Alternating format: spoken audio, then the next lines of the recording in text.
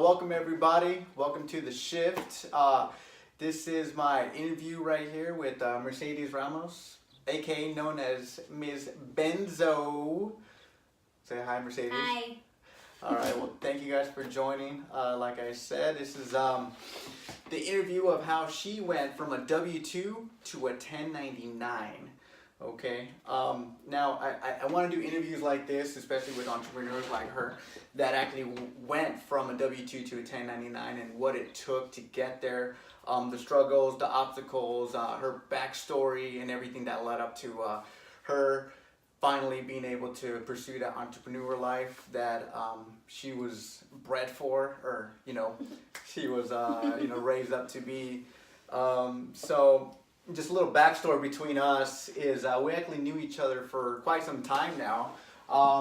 We were quite the gym rats back in the days, me and her fiance, Felipe.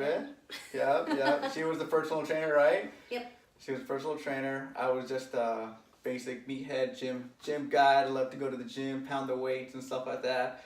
And that's kind of where I wanted to start off with her backstory at Bally's, because I feel like that's kind of what led her to be where she's at. So Mercedes, can you kind of like explain, or your experiences at Bally Total Fitness, and what you learned from there that you're actually applying still now in your everyday job or everyday business? Well, the last position I held at Bally Total Fitness was a fitness manager. And I think that anybody that worked at Bally's, one thing that we knew is that there wasn't a whole lot of structure. So we did have like our sales pit, and we did have something pretty cool called fundamentals for personal trainers, and we were actually able to learn some basic sales techniques, and I'll obviously learn how to train. But I think one thing about Bally Total Fitness is it was like a sink or swim environment. So if you can figure it out for yourself, then you probably weren't going to make it in general. So that's like the cool thing I think about Bally's, is that you just had to hustle, and you just had to kind of be genuine about what you were doing, and just do all the right things, be honest, have a lot of integrity in your work, work as hard for yourself as you would for your clients, or as much as you would make your clients work. And I think that was one of the biggest things. Okay, awesome. I mean, I don't know how that structure was. And you say that there was no structure. Yeah. I thought, Bally Total Fitness being the way it was, such a big company, and having so many gyms across the nation, it's surprising that they didn't have any kind of structure. Well, there was like the base. There she comes. Can you cut this one? Yeah. I think you have to take her to her room. There's Felipe. Okay.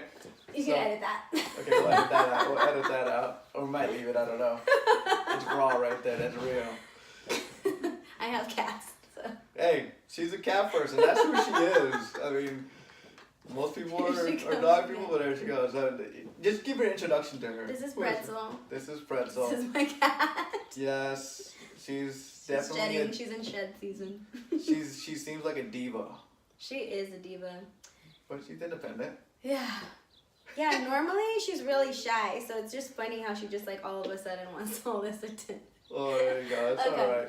So anyway, back to Bally's, there was, I don't want to say there was like absolutely no structure, but it was an environment where you had to make your own way. You know, you had to make a lot of mistakes to find success. You know, you had to do a lot of trial and error and a lot of street smarts, and it was about the honest, you know, honest grind. That's what it was. There was no like, here, let me hand you all the tools to, you know, success. It was like, you know, leads, appointments, shows, repeat. Yeah. and so, you know. So you kind of created your own story. It was like the School of Hard Knocks then, pretty much. Right. I would say so, definitely. I worked at other companies. I worked at 24 Hour Fitness. I worked at LA Fitness. LA Fitness was very structured, so was 24 Hour Fitness. They wanted every single person basically saying the same things. Gotcha. The script. Delivering the same script, delivering the same, you know, A to Z presentations. Whereas to Bally's, we got very creative in what we did. You know, we got very creative, and we had to work night and day. If you wanted to make it, you had to put the time in for sure. So you think you kind of like you structured your own way, you know, like your own ways of marketing then because of that? Like, did you create your? I definitely implemented a lot of like additional things that I've learned from other places. Like I did start in real estate. I learned a little more in marketing there, but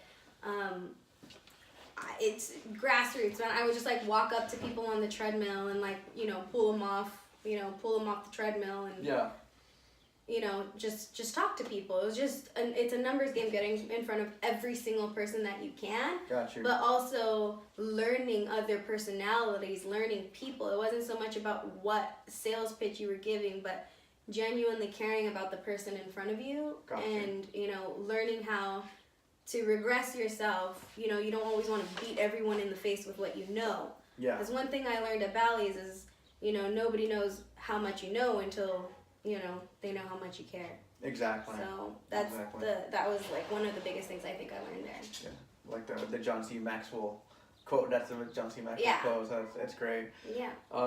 It's crazy because when you bring up Bally's, and that's, you know, I know you from other entrepreneurs such as like Randall Pitch with Live Fit and Patrick Bet-David with PHP. They both came out of Bally's. They're all personal trainers themselves. So it's kind of like, I don't know if it's like a trend. Maybe I should have been a personal trainer at Bally's or something like that. It could have like grown some courage in me and like, you know, helped me with that School of Hard Knocks. That's what it was. I think I learned a lot of. I don't know. Wow. Oh gosh. She's definitely gonna steal the show over here. It's all right. It's all right. She's independent like you. Yeah. She wants to be part of the spotlight. All right, well, I'll interview you next. My cat please didn't work today. Sorry. No, it's okay. Yeah, I would definitely say courage was a big one. Gotcha. And then learning what I wanted to do for myself, putting myself first, and making sure that my health was tip top before helping anybody else. I had a lot of mentors though at Bally's. Oh, mentors. Yeah, I had a ton of mentors. Like I know that, you know, like Jason Tam. Yeah. You know, I couldn't have done what I did and learned what I did without, you know, pretty much that entire staff at the time. Everybody was just so about everyone's success. That's awesome. You know, like when I started Bally's, I was probably like 80 pounds. I had never lifted a weight in my life. Yeah. And he basically hired me on the training staff because he saw that I would sell personal training. Even though I didn't know how to work out, I would still go up to people and I would try to, you know, help them with whatever products that we had. Awesome. So he took me under his wing. He taught me how to work out. He worked out with me for almost, I would say, an entire year to help develop my skill as a trainer because he said, you know, anybody can learn how to work out. Not everyone will go out of their way to sell. Yeah. You know, and so that was one thing he told me that you couldn't teach somebody. You couldn't teach someone to make that effort and to make that, you know, a priority. Yeah, exactly. So definitely, that's awesome. I mean, I feel like, you definitely have to have a mentor in your career, right? Mm-hmm. To make your future a lot brighter and a lot easier. And it's just like, find somebody that's already done it? You know, do you believe, do you kind of blame somebody that's success because of him? Like, do you kind of like consider that like, hey, you know, was it his mentorship that kind of just really helped you evolve beyond? Yeah, absolutely. I mean, and he's one great example. I've had a few, but I would say that would stick out to me the most, because I think during that time it took someone like him to show me you can do more than what you think. You know, physically, mentally, emotionally. Like, it was a really hard time in my life. Yeah. You know, I had been going, you know, through my own personal issues, and I never thought that I could achieve the physical goals that I could. Yeah. Or overcome some of like the emotional struggles and adversities I was dealing with at the time. So definitely I feel like having a mentor and, you know, having someone show you like, hey, you can literally do anything as long as you put the work into it. You know, and then that kind of applied to me at the time. It applied physically, but you know, it applies in all aspects of life. That's freaking awesome. Mm-hmm. That's incredible. I didn't know that about you. Really? Yeah. No, I didn't. I went from 80 pounds to like 145 That's solid crazy. muscle in like a year. It was just, it was insane. So yeah, definitely you can do anything as long as you put. I think I had already seen you when you were already at the top of your peak, so I don't imagine you being like 80 pounds. I was like this big. Yeah. That's freaking awesome. Yeah. Well, from Bally's, you've evolved so much, and you, like you said, you made a lot of mistakes when you were there, and you kind of learn off of that. After you left Bally's, like, what are some of the other mistakes that you can think about that really stick out? That you know, can you give us an example of a big mistake that you did that really kind of you still incorporate now? You're kind of glad you made that mistake. Yeah. Well, I have like 1,000,001. But the biggest, I would say, like my biggest failure in life was something that teachers, parents, everyone told me was a mistake. They're like, you should not do this, and I did it anyway. Is I went to art school. Okay. I was like 18 years old, and I was very creative. I loved to paint, and I, wanted to be an animator. So I went to art school for media arts and animation. Okay. And I studied that, and I never applied that ever. So you never went to that career at all? You never Nope. Got that kind of job or anything? Nope, never applied never applied any of that training to the rest of my life. So I ended up in the gym, ended up doing, some real estate, and then for, I definitely thought for sure, like, man, that was a giant mistake. Everybody was right. Yeah. Everyone was right. I am a failure. And I felt that, and I believed that for a really long time. But now, doing what I do as, a microblading artist, and, expanding that, is I owe that to art school.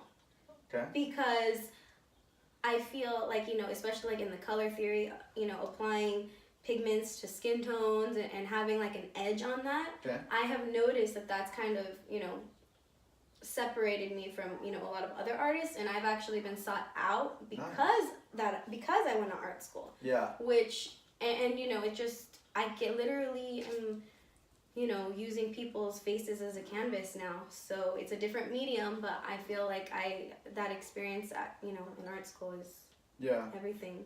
Do you want me to? No, that's fine.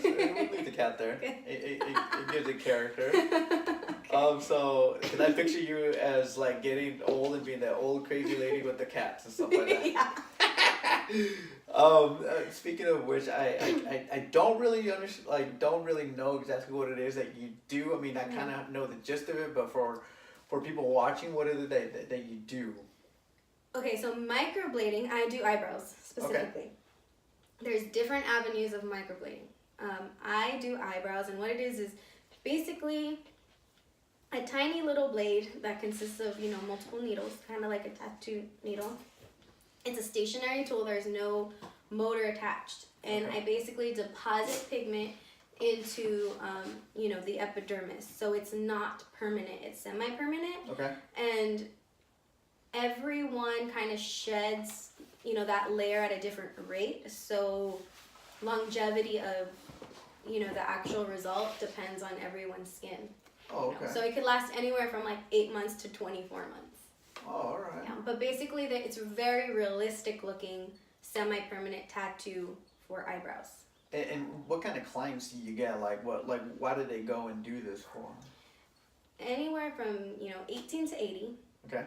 And right now, I have a lot of women who suffer from alopecia specifically. Okay. Alopecia is triggered from a bunch of different things. Okay. Stemmed from stress, depression. Many women after menopause start experiencing hair loss. That's what it is. Alopecia is hair loss. Okay. And or over tweezing. The 90s kept me in business because back in the day, over tweezing your eyebrows was like the thing to do. So, and then unfortunately, sometimes your hair doesn't grow back. So I make hair-like strokes to create a natural looking effect. Would someone like me need it, or am I okay? I don't think anybody needs it. I think if you want it, Could it's a different story.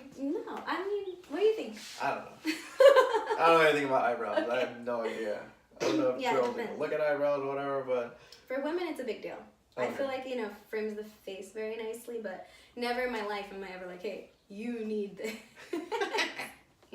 Oh, okay, all right. Well, but before you got to this microblading and some of that, we had lunch earlier. I kind of want to hear about the hamster story. One of your ventures. Okay. I mean, one of your many ventures that you've had. Yeah.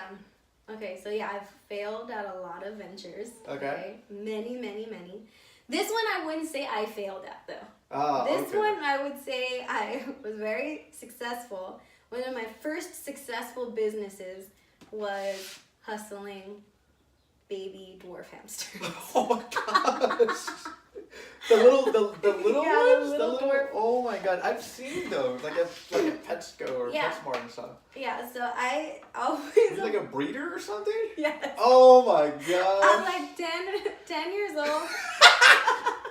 At 10 years old, I always loved hamsters. My first hamster was named Pelitos. I think I may have been like 7 years old when I got my first hamster. Okay. And we lived in LA in this community that had a bunch of mom and pop shops, so there was no like major, chain pet stores. Okay. One of them was just, like a mom and pop pet shop.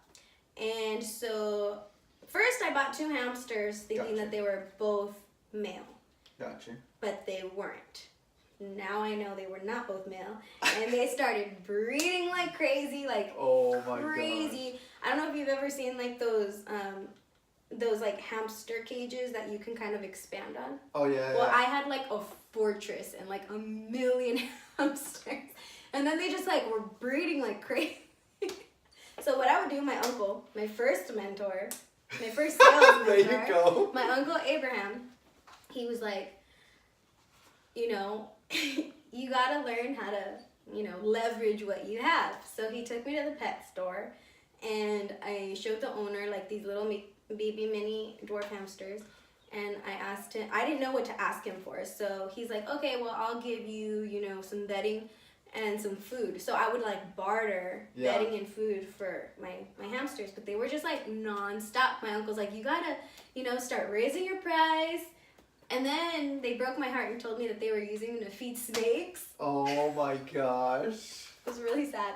But yeah, I would hustle hamsters for bedding and cash at like 10 years old. Oh my gosh. Well, you're B2B then. Very successful hamster dealer when I was 10 years old. If you guys needed a hamster back in the days, you probably got it from her. Yeah. Yeah, it was really sad. I specialized in albino. I didn't know. There were a ton of them. I had so many. They're like little white hamsters with like red beady eyes. Oh, that's sick. It was creepy, actually. I have a lot of stories, but I don't really want to go into that because it kind of got, weird. Hamsters are brutal creatures. Just. But they look all cute. I know, but like the mom, after a while, the mom would start eating her babies. Oh, shoot. I know, this interview totally took a turn. It just took a major turn. But I learned a lot of ears. I learned a lot of hard lessons as a child. Don't piss off your mom. Never piss off your mom. Oh my gosh. Yeah. Oh, and then speaking of childhood, I mean, I remember we were talking earlier, how you kind of just grew up in the sales environment. You want to kind of talk about that? Yeah, surprisingly, yeah, neither one of my parents were in sales. None of them. No, my dad's like an elevator mechanic. Okay. And he actually like designs elevators. So he has like a really physically demanding job, and my mom, took care of me. So I don't know where this came from, but when I was really, really young, my mom had bought me this Lisa Frank bead set because I was obsessed with all things Lisa Frank, like typical little child. And I would make these like ugly bracelets, and I would try to sell them to all my neighbors, and like bless their hearts, they would buy them. Oh my gosh. Thank you, Lupe, wherever you are. She would buy. Thank you, Lupe. Thank you, Lupe. She would buy all my bracelets, and yeah, I thought that I was legit. So I would sell stickers and bracelets, and yeah, that was my first sales job. Awesome. And how old were you? I think I was like 6. Dang, 6 just years a old. born salesperson. Do you Mhm. feel like that was just in you, since you were young? I think so. Like, I really think so. It just... What was going through your head? I mean, if you reflect back, what was going through your head? Did you want to buy toys, or what was it? I don't know. I just like capitalizing on everything that I had. Wow. That's crazy. I mean, I was 6 years old. All I cared about was the Teenage Mutant Ninja Turtles and playing outside. Yeah. I never thought about that. Yeah, I would sell like Hanson posters and Hanson? Oh my God! Isn't that the Three Brothers? What was that? How did that song go? I forgot how that song goes. Bop. Yeah, we just aged ourselves right out. We definitely just aged ourselves. It's okay.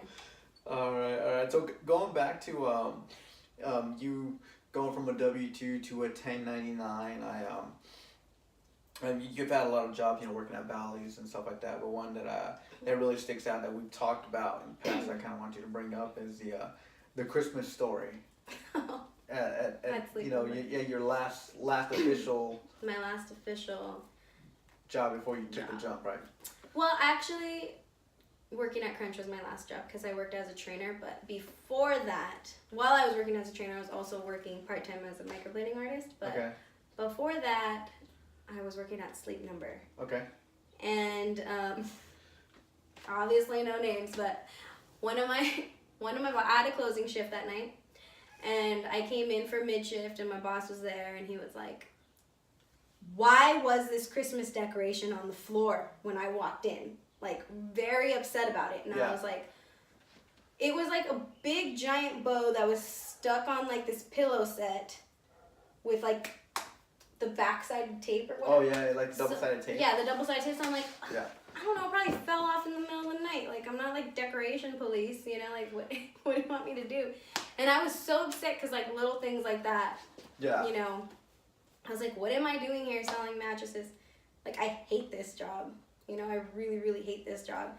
And I just remember thinking I'm really getting yelled at over a Christmas decoration right now. I can't deal with this. So I went in the back and I did what I always do, pull up YouTube, YouTube videos. And I've always been obsessed with eyebrows for ever. So I watch eyebrow videos to relax me. Some people watch Dragon Ball Z. I like Dragon Ball Z. I watch eyebrow videos. And particularly, I was watching eyebrow videos on microblading because something about it just totally satisfied me all the time. And none of it was in English at the time. It was all Korean or something? Korean, So, but I was just watching in amazement, and I went back to the back, and I was so irritated, and I'm like, ah. Then I'm watching this microblading video, and I'm like, man, that girl is so lucky that she gets to do that instead of this, listening to this BS. And then that's kind of when it hit me, why not you? Why not me? Why I can do something like this. It kind of just hit me where I can literally do whatever I want. I don't have to be stuck at a place that I hate. Because at that time, I had been diagnosed with endometriosis, severe endometriosis, and which is a problem women have with their uterus, and also with depression, anxiety. I was prescribed anxiety and depression medication. And so I really hated that job. Yeah. And it was just kind of like adding to all of that. So then I kind of just decided, like, I don't want to be in this situation. Yeah. And that's kind of when the shift happened. Nice. Nice. Yeah. It's always that shifting factor, right? It's just like, I think your body was like already trying to tell you, like, hey, you need to get the hell out of here. This is toxic for you. Yeah, it was just all around. I mean, obviously that was just like one scenario. I had like an anxiety panic attack, and I had never really experienced that before because I've never been that person where I'm just so overwhelmed with, sadness, and I had a lot of things to be grateful for, but I was just so unfulfilled in what I was doing, and I just wanted to, really change that. Yeah. And I remember my fiance was like, I think you're having a panic attack. And I was like, really? I started panicking more. Oh my God. Like, I was just totally freaking out. And then I had to, check myself into the doctor, and it was just like, really terrible. So, ever since that I've made that really big decision, I had to leave my company for medical reasons also because of, stress and what it was doing to my body, really. And so once I did, then I had gone to be a part-time personal trainer, and then that's when I had gone to school for microblading. Okay. So now you're leaving Sleep Number, you're doing Crunch and stuff like that, and then you're working on your goals on the side, right? Like I'm currently doing right now. What were some of the obstacles that you went through before you finally let go of Crunch, let go of everything else, and just went full time? Like, microblading is what I want to do, and can you kind of explain obstacles? There were obstacles were being thrown at me like a ton of bricks. Like I felt like I was just like dodging, bricks at the time. My fiance had actually bought me my courses for microblading. So it's always amazing to have someone, in your corner, like wanting you to be the best person that you can be. Otherwise, man, I don't even know like what I would have done. I think I would have been working as a trainer a lot longer because I was working towards that already. That's what I wanted to do. But I really think that saved my life because I was so depressed. I was in such a bad position that I couldn't see the light at the end of the tunnel. Yeah. So I think it was heavy depression that was my biggest obstacle. I was my biggest obstacle. Yeah. It was really, really me. There was a lot of other things and people that I could blame, dealing with discrimination, dealing with being a woman, dealing with being a Latin woman in male-dominated industries like the gym, just big corporations in general, trying to just navigate my way through life. But even with those things, I still think the biggest obstacle was me, trying to realize that I'm the only person that can change that. Yeah. Even when the doctor told me, you're depressed, you have anxiety, you need this medication, I still declined. I did not take the medication. I said no. I picked up meditation. I, started reading a lot more. Got you. And I started just really focusing on what I did want versus what I didn't want. Yeah. And man, my life has completely changed since then. So I just decided that I would be the person that I know that I am and not listen to what they would tell me that I am, And I think that yeah, definitely. That like reminds me of like the Grant Cardone and how when he was going through the whole drug addiction, they prescribed him all of these pills and exact same thing, right? Where he just like got obsessed and just started focusing on his career and started doing all of that, Yeah, I think it's important to do what really fulfills you because I've met a lot of people that said, oh my God, you found so much success in microblading. I want to do that. Yeah. But I mean, that's great. If you really want to be a microblading artist, do it. But if you're not I was literally going in the back of my break room to find relief in microblading videos. Yeah. So, whatever your inspiration is, whether it's, microblading or, making YouTube videos or whatever it is. Yeah. you know, that's what you need to focus on, because ultimately that's the fulfillment. Yeah. I don't think success is a number, because numbers are infinite. Exactly. You know, money is infinite. Yeah. But when at the end of the day, when you feel fulfilled in what you've done, like when I get to walk away from someone who has tears of joy because they lost all their eyebrow hair, and you know, I've given them back something that they had lost. Yeah. That's successful to me, that I can be proud of the work that I'm doing, that it's honest, that I've worked hard for it, that my back hurts every day from 10, 12-hour days, and I can, you know, I can enjoy, you know, what I work for. That's success to me. That's awesome. Yeah, I know. It's not just like another number. It's not just another client. It's not, you know, you go, I guess, kind of like a certain bond, right, with them. A little bit of a bond, you know, Yeah. because, hey, they're a lot happier. They look a lot better. They feel better, right? They feel better. Mm-hmm. So, yeah. That's awesome. That's awesome. Definitely coming from Bally's to working as a trainer, you definitely have that one-on-one time with clients. I think that's what I love, is one-on-one time with my clients. That's great. So now like you're successful in your career. You finally made that jump. You know, like where do you see yourself going from here? You know, like you know, the first 20 years of your life. You know, you've experienced everything from failing at school, learning at the gym, the hamster incident, stuff like that. And a million others. A million other things that, you know, I'm sure you did 100 mistakes. Yeah. Right?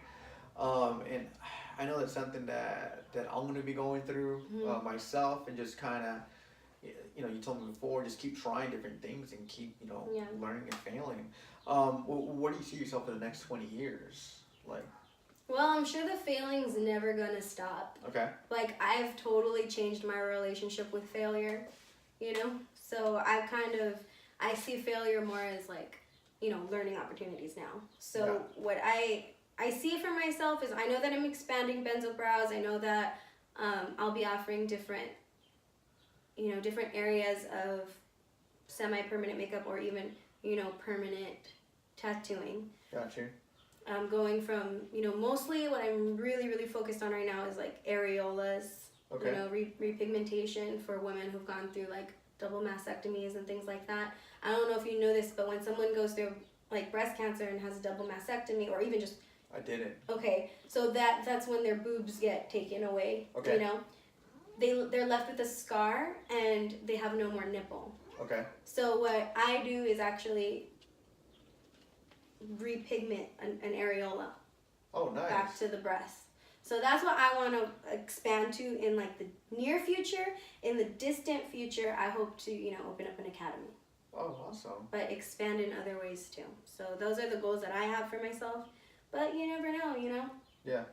Yeah, you just kind of go with it, right? It's just like anything else. It's a learning experience. Yeah. Every day you're learning something new, I bet. Yeah. So I'm sure that other opportunities will come, and you know, at that time you just kind of have to decide if it's the right time, or, you know, you got to pump the brakes a little bit, master your craft, do what you're good at, you know, first, and then, you know, we'll see. Expand from there. I plan on making a lot of other failed attempts in the future. It's all right. I feel like if you're not failing, you're not trying. Right. Right? You know, with the final closing of this interview, thank you very much for doing this. Just really quick, if you can kind of like mentor somebody, or give some like mentorship for someone that's stuck at their job, just kind of don't like the position that they're in, don't have any kind of fulfillment, and they want to you know, venture on into like their business that they know for sure they can make a difference. What kind of advice would you give them? Yeah, that's a good question. I think that there's a lot of things that I would say, but I think the biggest one is be your own generator. Okay. You know, every action counts. So there's no power without a generator. You know, you have to have a constant flow of electricity. You have to have constant movement. Whether you're at a job you hate, or maybe you're at a job you kind of like, or maybe you have no job. Maybe you're depressed at home, broke as a joke, because I've been there. And it sucks. But if you're at a place where you're unhappy, always make an effort to go for something that you want. So even if it's, you know, the smallest glimpse of inspiration and it seems so far out of reach. Yeah. Because I have a checklist that I made like in 2016 where microblading school was the furthest, most distant possibility for me. Yeah. But I wrote it down that I wanted to do it. So even writing it down is an action. Okay. Googling schools is an action. Okay. You know, buying products, even though you don't know if you're going to, you know, be successful, just always know that you're working towards it, you know, little by little by little. And I think eventually, if you keep thinking that way, if you keep putting yourself in a position to win, that you will. That's awesome. You know, and get out of your own way. Yeah. Get out of your own way. Don't shut people down the first time they give you constructive criticism. Don't shut people down when they're trying to help you. Yeah. Don't shut people down when they're, you know, they're telling you something you don't want to hear, because chances are you're hearing it because you need to. Yeah. And if you only got out of your own way, you can be so bright. Everybody has it in them. So I think that's the biggest. I totally I know. can say. That's freaking awesome. I totally believe that. I'm learning that right now. I'm taking all Yeah. like, you know, constructive feedback. I'm like, thank you. Like, Yeah. I'm thankful for that kind of stuff. Like, you know, you kind of gave me some constructive feedback earlier, and I'm like, all right, I'm going to consider that. No, right? You are, you know, you are where you are, and I appreciate that. Yeah, thank you. And then, you know, with it's kind of crazy because you mentioned writing it down, right? Like Napoleon Hill's Think and Grow Rich. He Yeah. talks about that. Like he's a big believer, you know, because of Andrew Carnegie and stuff like that. And yeah, I think that really works. Yeah. Oh, do you have Power Broke anywhere over there? Is the book there? Power this is Broke. This is another piece of advice right here. Yes, Sorry, Kat. I just read that book. Yeah. It's a great book. If you have not made action yet, and you know there's something that you need to do, like buy this book. That's awesome. Buy this book. Damon John wrote a great book because, I mean, Think and Grow Rich is great, but let's just be honest. Anyone who's read it, it is like super boring. It's boring, It's yeah. boring. I got the audiobook. Do the audio Do for the that audio. book. Do the audio. This is a really great book that kind of has like the same concept if you read it. Yeah, I actually read that book. Yeah. That was one of my books that I read last year. My goal Yeah. was to read a book a month. Yeah, That this was is one one of of my favorites. There's, you know, I've read a few, but this one's one of my favorites. I like it because it just kind of, it makes you realize like everyone starts from somewhere. You're gonna suck at first. You're not Yeah. gonna be great at what you want to do. You know, it's gonna be hard, and you're gonna look back and laugh at yourself, and everyone's probably laughing at you when you start to. I know people laughed at me. They're like, "Oh, you're doing eyebrows," like stupid jokes, you know. Yeah. But look where it's gotten me. Yeah. I'm totally happy in the position that I'm in. I've never been happier, and I want that for everybody. Yeah. You know, I think that everyone has that opportunity, but you have to take responsibility for yourself. You have to take responsibility for your thoughts and your actions. And I think it started with my thoughts. That's awesome. You know, it started with changing my thoughts to, man, this sucks. Everything sucks. Everyone around me sucks. To, no, you have to suck first and then, you know, keep the momentum. Yeah. Then you get better and better and better, you know. So you believe in like structuring yourself first. 100%. 100%. Like anything, you know, you don't have control over your circumstances, but you have control over your actions and your thoughts. Yeah. And when you put those things together, you create the reality that you want. You Yeah. create the life that you want to live, and I think that's really important. And a grateful life is a happy one. So I'm very, very grateful for everything and every person that's gotten me to this very moment. And I don't take anyone that's come across my path for granted.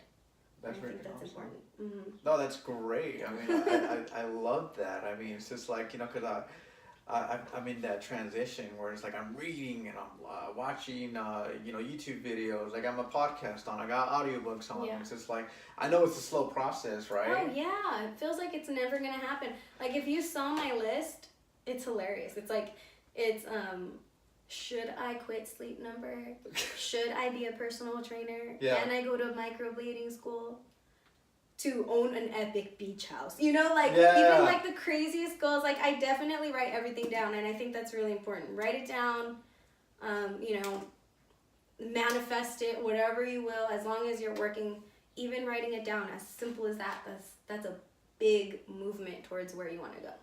Yeah, that's crazy because Damon also talks about that. Damon also talks about He this. talks about that. This is a really great book. I just had to highlight it because thank you, Damon, for writing this book. Right. Yeah. I saw him at the Tennis Growth Con too. Oh, you did? Yeah. Yeah, he's great. very inspirational. And then he's got another book now, The Rise and Grind. Yeah, I haven't read it yet. So. I gotta read that. All right. That's So. next. That's crazy. So it's funny. He talks about it. You talk about it. Grant talks about it. All of these big players talk about it.